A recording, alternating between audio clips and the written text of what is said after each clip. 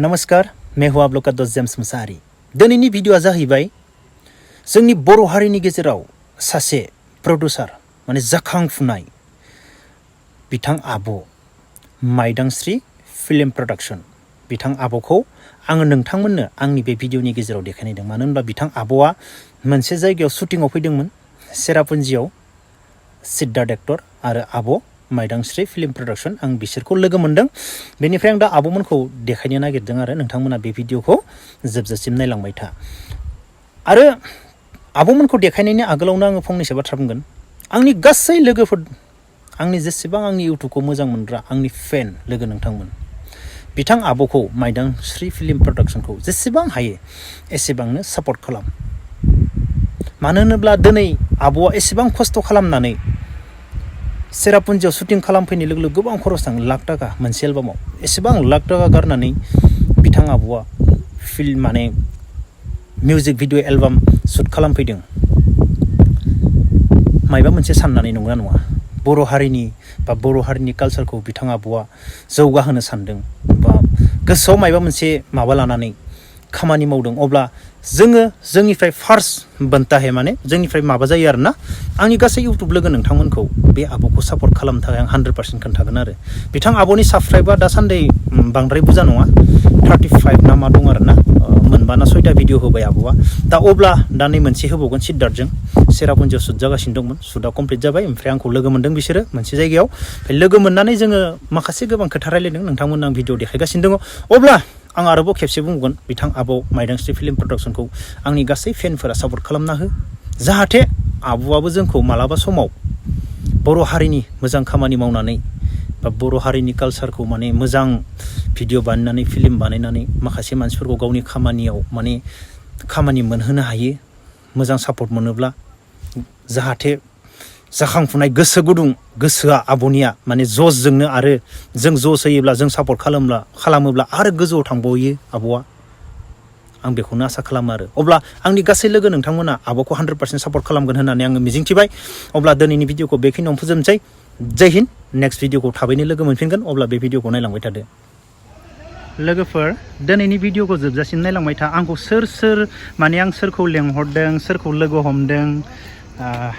दिनै हरसो दै लोगोफोर थेवब्लाबो आङो माने आंनि लोगो खास लोगो फैदो ब्र जय हिन्द ब्र नमस्कार ओरैबायदि गोजोननाय मोन्दों आं ब्र दिनै हरनि 8टायावबाबो नोंसोर आंखौ सेरापुन्जिनिफ्राय शुटिं खालामनानै फैदोंना ब्र फैदों शुटिंआ मा शुटिंमोन एक्टर बेखौ खोन्थाना हो ब्र माने जोंनि जाखांफुनाय प्रडिउसार माइदांस्रि प्रडाक्शननि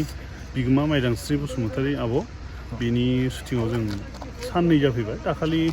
सेरापुन्जियाव फैदोंमोन नालाय साननै शुट लानानै दिनै जोब्बाय आरो दा थांफिननोसै फैबाय ओमफ्राय आंखौ लोगो मोनखो शिलंआव लामायाव लोगो मोनबाय ब्र आं डिउटियाव दंमोन लोगोफोर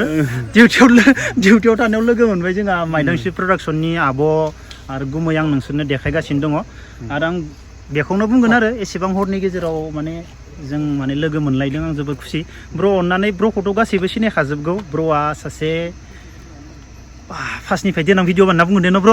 नोंनि माबाखौ डिटेल्सखौ हाग'जोबनाय नङा बेयाव आं अके दिनै जास्ट केमेरामेन ब्रआ माने ब्रखौ गोबाङानो सिनायो गोबाङानो सिनायाबो जानो हागौ सिनायालै ब्रआ माने 100तानिबो सायाव गान रोजाबबाय लिरबाय 100ता जाफ्रामाखै बे आंनि सल' अडिअ लिरनो होनायखौ फंसे रोजाबना होनाय रमान्टिकखौ ब्र आदसा बावाखै बावनाया आं गोसोआव दङ एसे नोंनि गुस्थिनि देलाय ब्र मेथाइखौथ' आं रोजाबाखै फंबाय थान्दै आरो जनालिया ओमफ्राय जनालि बिसोर सानैजों रोजाबदों जास्ट मेथाइखौ लिरदों सुजुदों जास्ट मोजां मोना रायजो राजानि आखायावसो नालाय देनां हिन्जावदो हाबा जाबासो बानायसिगोन अ माय गड हिन्जावदो बानायगोन गवायाव थांनानै जागोन दे फैगोन बोसोराव हाबा जागोन ना दे ब्र एसेबो नालाय सोरखो एसे सिगांनि मुख्राखौल' खेवना होनोसै दे रायजोफोर नोंनि गुस्थिनि मिनिहां खालामनाय माबा बुंनो सानदोंब्ला आं बेखौ खोनासंगोन गोजोन्थों नुदों दा गासैबो लोगोफोरा बे सुरखौ खोनानानै आरो गुबुन मोजां मोजां मेथाइफोरखौबो गोसोखांबाय खोमा हौहा बेसो ओरै जागोन ना दा बावबाय आं होमबा नायदो जोंहा आब' लोगोफोरनि जोंहा प्रडाक्सना मा माइदांस्रि फिल्म प्रडाक्सन आब'आ जास्ट शुटिं खालामनानै फैदों आब' शुटिंआथ' मोजाङै जोब्बाय जोब्बाय ना थेंक इउ आब' आंखौ बेवहा लासै फैनानै मा लामायाव लोगो मोननानै रायदावनायनि थाखाय बहुत बहुत धन्यबाद आब' बेनिफ्राय आं बेखौनो बुंनो सानो आरो आब'आ जोंहा गोदान प्रडाक्टखौ माने खुलिदों माने मोनबा सयतासो भिडिअ होबाय गोबां दामिक ना आब' भिडिअआवथ' आं नायजोब्बाय गोबां दामिक भिडिअ जाहाथे आब'खौबो गासैबो अनसायो ना आब' रियामोन बायदि आब'खौबो जौगाहोयो आं बेखौनो आसा खालामो आरो आंनि गासैबो फेन लोगो नोंथांमोना बे माइदांस्रि प्रडाक्सनखौ अनसाय माने आब'खौ सापर्ट खालाम जाहाथे आब'आबो आब' रियामोन बायदि गोजौ लेभेलाव भिडिअ बानायहैबाय थानो हायो माखासे उन्दै उन्दै फंबाय बिनानावमोना खामानि मोनो आब'नि प्रडाक्सनाव आं बेखौसो सानो आरो आब' दे नों आंनि फेनफोरखौ माबा मोनसे बुं अननानै बिदिनो नायदो बयबो ओमफ्राय आंनि चेनेलखौ साबसक्राइब खालामदो आरो लाइक खालामनानै होदो आरो आब' बेयाव हिर'आ सोर दंमोन दा हिर'आ सिद्धार्थ दंमोन ना ओमफ्राय सिद्धार्थसो ओमफ्राय आंनो हिर'इन जादों एलबामनि नामा गोरबोआव दं अके आब' थेंक इउ लोगो मोनगोन आब' बिदिनो गुड नाइट आब' हा थांदो गासैबो